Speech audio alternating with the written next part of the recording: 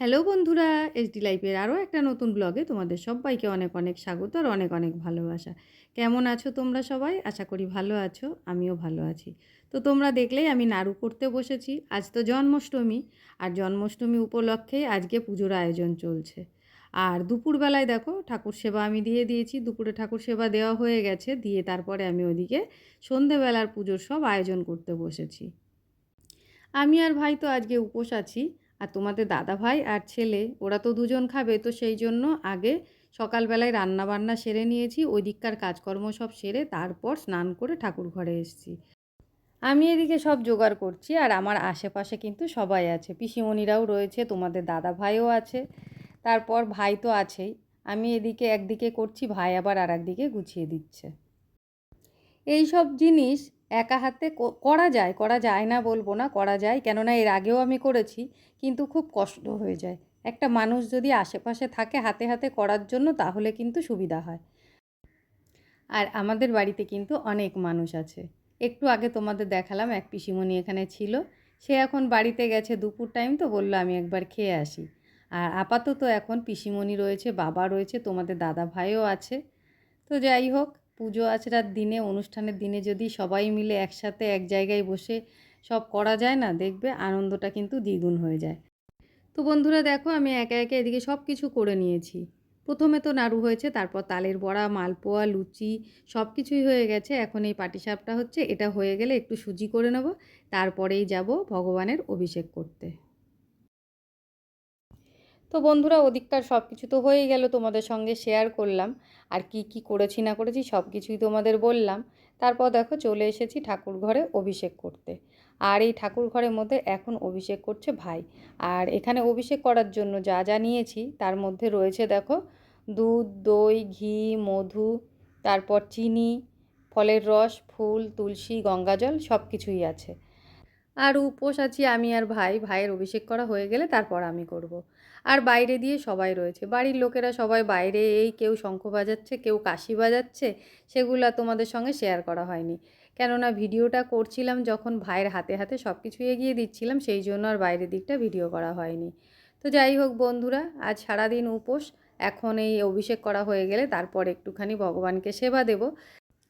তারপরে আবার কাল আছে নন্দ উৎসব, কালকেরটা আবার কালকে। তো যাই হোক বন্ধুরা, তোমরা কে কে বাড়িতে জন্মাষ্টমীর পুজো করছো অবশ্যই কিন্তু কমেন্ট করে জানিও। আর আজকের দিনটা তো স্পেশাল জানোই, ঘরে ঘরে গোপালের পুজো হয়। আগে কিন্তু ঘরে ঘরে গোপালের পুজো হতো না, কেননা আমরা যখন ছোট ছিলাম, জন্মাষ্টমীর দিনে রাত্রে 12টার পরে যখন পুজো হতো, তখন তো সম্ভব হতো না প্রসাদ খেতে যাওয়া, কিন্তু পরের দিন সকালবেলায় আমরা প্রসাদ খেতে যেতাম। তখন কিন্তু এত মানুষ, এত ঠাকুর ভক্ত ছিল না। যতই মানুষ বলুক দিনের পর দিন যুগ পাল্টাচ্ছে, অন্য রকম হচ্ছে, কিন্তু তোমরা খেয়াল করে দেখবে, যুগ যত পুরনো হচ্ছে তত যেন মানুষের ভগবানের প্রতি ভক্তিটা কিন্তু বাড়ছে। আর এই সোশ্যাল মিডিয়ায় এসে তো এই জিনিসটা আরোই বেড়ে গেছে, তাই না? তো যাই হোক বন্ধুরা দেখো, ভাইয়ের তো অভিষেক করা হয়ে গেছে, আর আপাতত আমি এখন অভিষেক করতে বসেছি। ছোটোবেলার থেকে অনেক পুজো করেছি, বিয়ের আগে কালী পুজোর উপোসও করেছি, তারপর শিব ঠাকুরের পুজো, মানে এই ধরনের অনেক রকম পুজো আচরা করেছি, কিন্তু গোপালের পুজো আমি এই কয়েক বছর ধরে করছি, আগে কোনো দিন করিনি। আমার মা বলে জন্মালে জন্মাষ্টমী করতে হয়, আর এখন যেহেতু করি, এখন শুধু জন্মালে জন্মাষ্টমী করতে হয় বলে যে করব সেই কারণে কিন্তু করি না।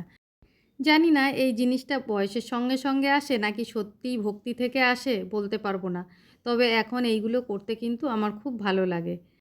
তো বন্ধুরা দেখো, অভিষেক তো প্রায় শেষের মুখে, এইবার গোপালকে গা মুছিয়ে তারপর সাজাবো।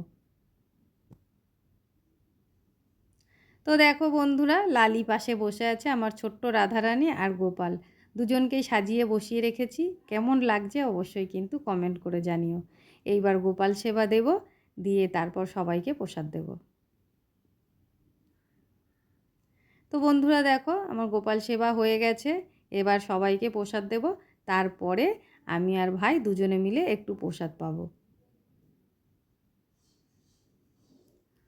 তো বন্ধুরা দেখো, ওদিকে পুজো হয়ে গেছে, সবাইকে প্রসাদ দিয়ে চলে এসেছি ঘরে একটু প্রসাদ নিয়ে। আর আজকে আমাদের প্রসাদ হচ্ছে ফল আর সাবু। তো বন্ধুরা দেখো, চলে এলাম আবার পরের দিন। পরের দিন সকাল সকাল আজকে রান্নাঘরে ঢুকে গেছি, কেননা আজ তো নন্দ উৎসব। কাল যেহেতু জন্মাষ্টমী ছিল, সারাদিন উপোস ছিলাম।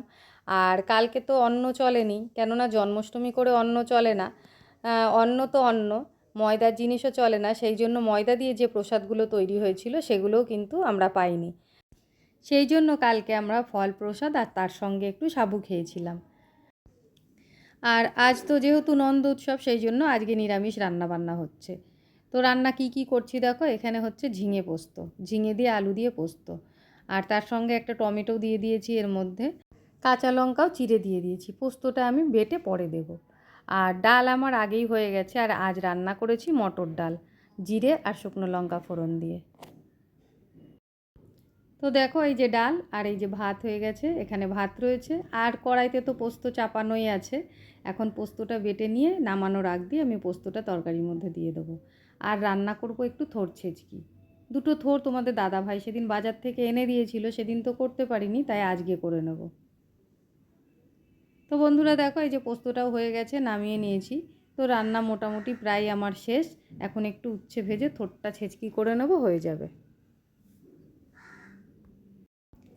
রান্না হয়ে গেছে, খেতে বসে পড়লাম। আর কি কি রান্না করেছি সেগুলো তো তোমাদের বলেছি, তাও একবার দেখে নাও। দেখো এখানে ঝিঙে পোস্ত আছে, থোড় ছেঁচকি আছে, উচ্ছে ভাজা আর ডাল। তো বন্ধুরা আমার আজকের ভিডিওটা এই পর্যন্তই। তোমাদের কেমন লাগলো অবশ্যই কিন্তু কমেন্ট করে জানিও। আজকের মতন ভিডিওটা এই পর্যন্তই। টাটা বন্ধুরা।